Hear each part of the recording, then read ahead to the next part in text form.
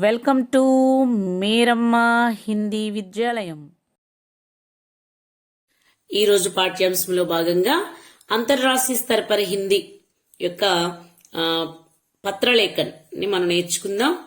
Already గత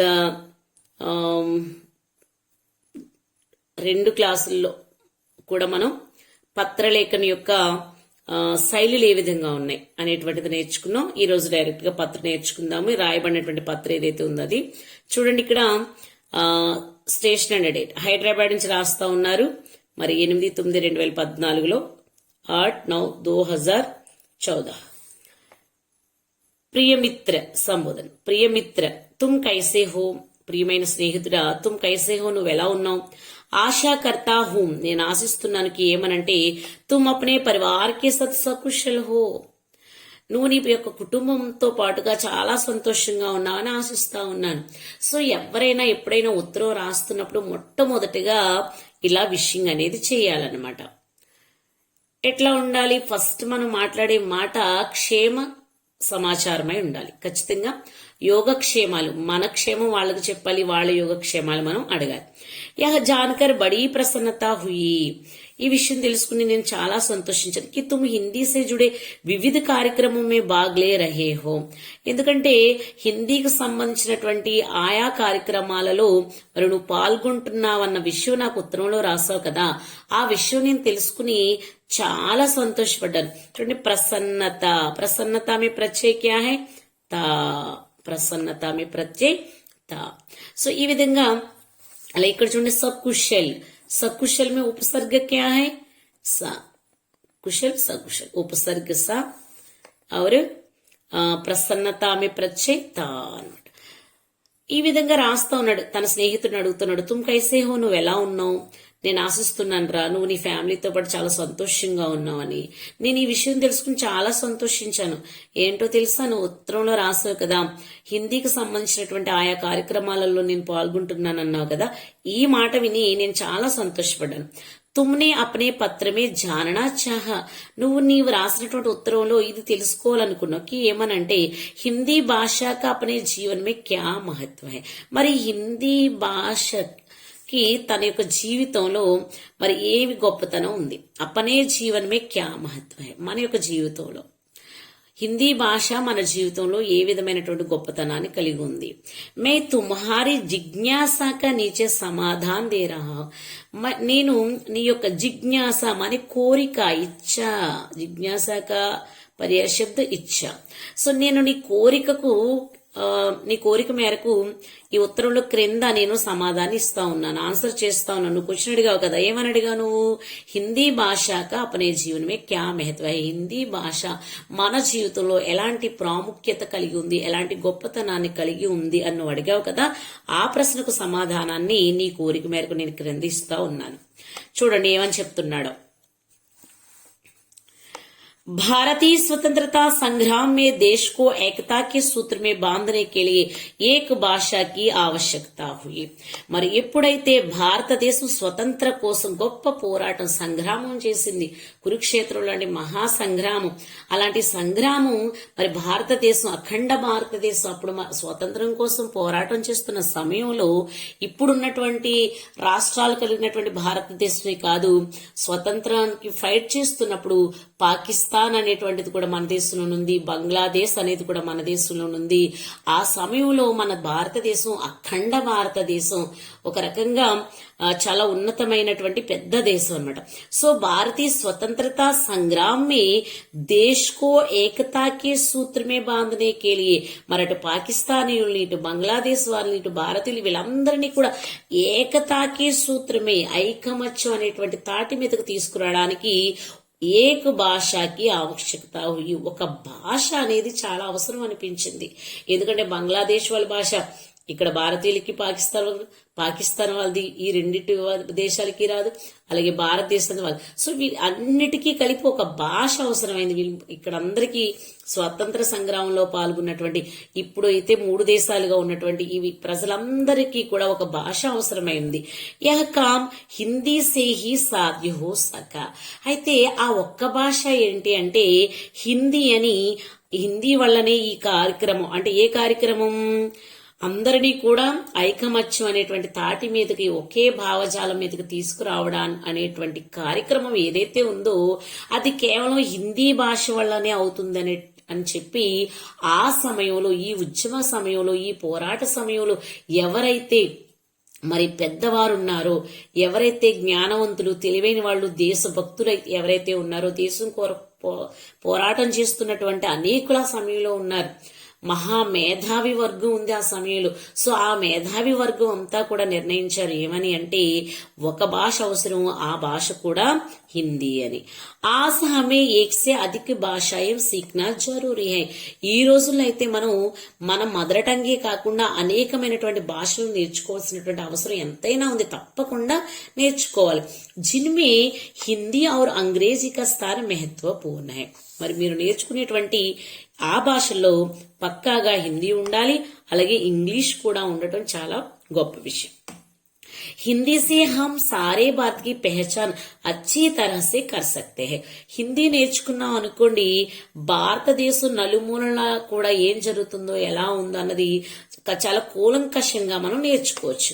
భారత్ కే అలగ్ అలగ్ ప్రాంతం మీ అలగ్ అలగ్ భాషాయం బోలీ జాతి హై.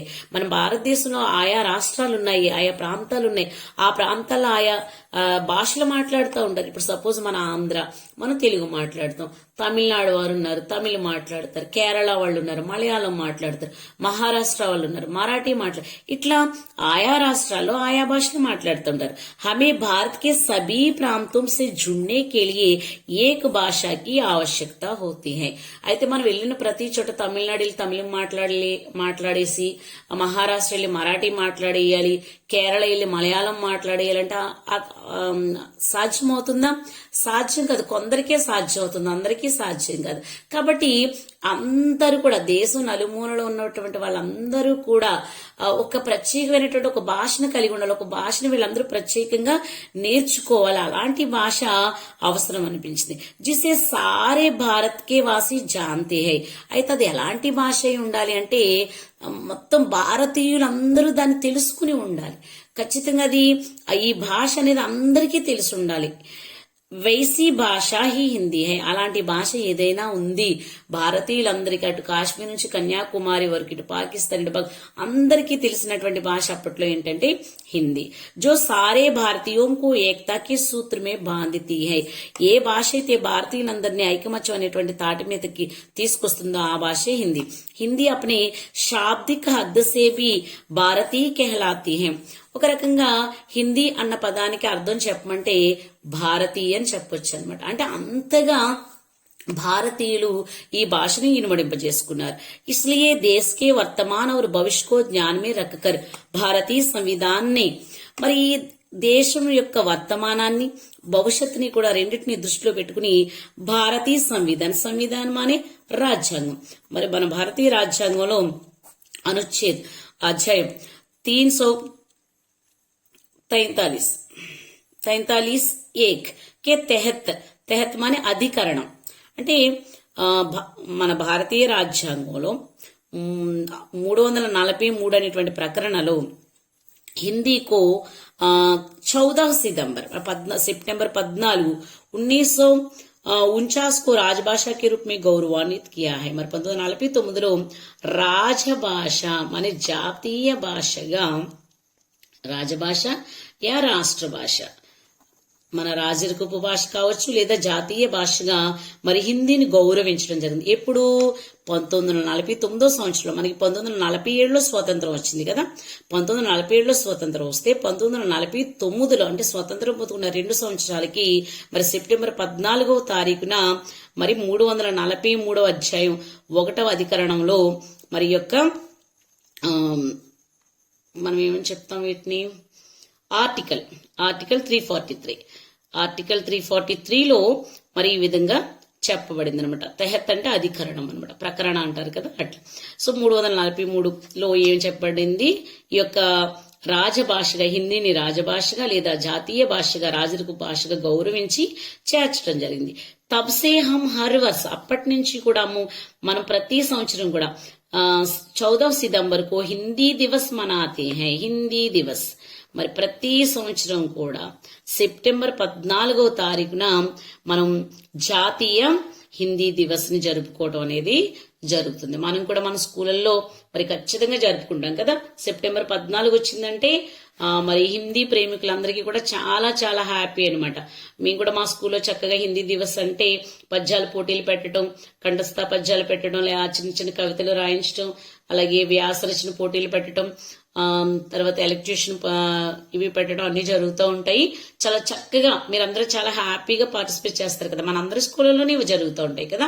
చాలా హ్యాపీ అనిపిస్తుంది. హిందీ భాషకి ఇంత పట్టాభిషేకం అనమాట. భారతదేశంలో అనేక భాషలు ఉన్నాయి, కానీ ఏ భాషను తీసుకెళ్లి పట్టాభిషేకం చేశారు అంటే హిందీని తీసుకెళ్లి మరి పట్టాభిషేకం చేయడం జరిగింది. చాలా సంతోషించదగినటువంటి విషయం.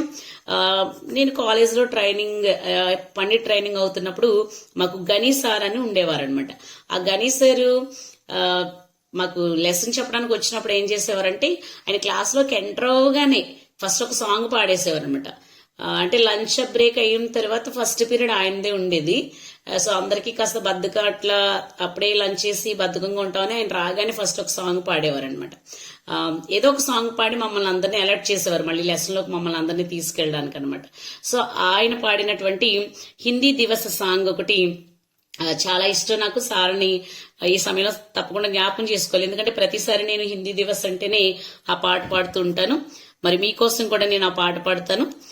మీరు చక్కగా హిందీ దివస్ మీ స్కూళ్ళల్లో హిందీ దివస్ జరుపుకుంటున్నప్పుడు మరి చక్కగా మీరు కూడా ఈ పాట నేర్చుకుని పాడండి. అందరూ సంతోషపడతారు. మీ ఫ్రెండ్స్, మీ టీచర్స్ అందరూ హ్యాపీగా ఫీల్ అవుతారని అనుకుంటున్నాను.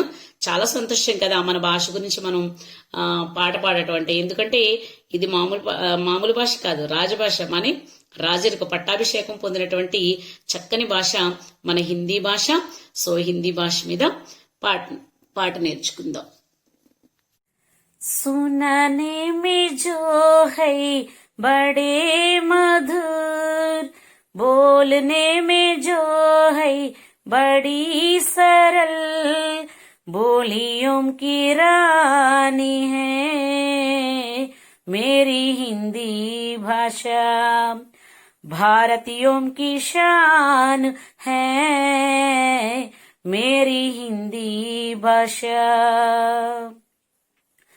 हर प्रदेश में जाओ वह हिंदी का है बोलवाला, आम लोगों की भाषा नहीं करती किसी को निराशा।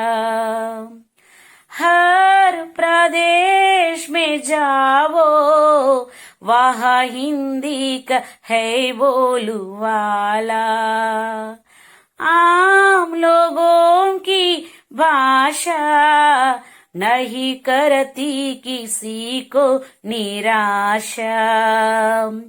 पढ़ने में जो है बड़े मधुर, लिखने में जो है बड़ी सरल, अमृत जैसी वाणी है मेरी हिंदी भाषा, भारतीयों की शान है मेरी हिंदी भाषा।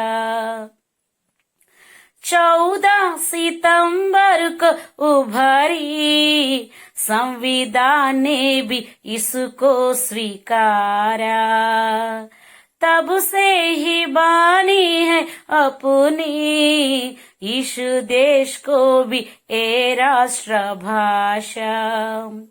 14 सितंबर को उभरी संविधान ने भी इसको स्वीकारा, तब से ही बानी है अपनी इस देश को भी ए राष्ट्र भाषा।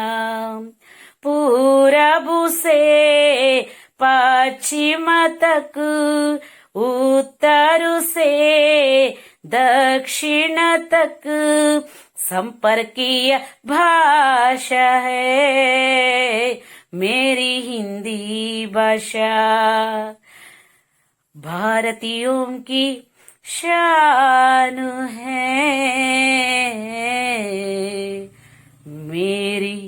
हिंदी भाषा। धन्यवाद।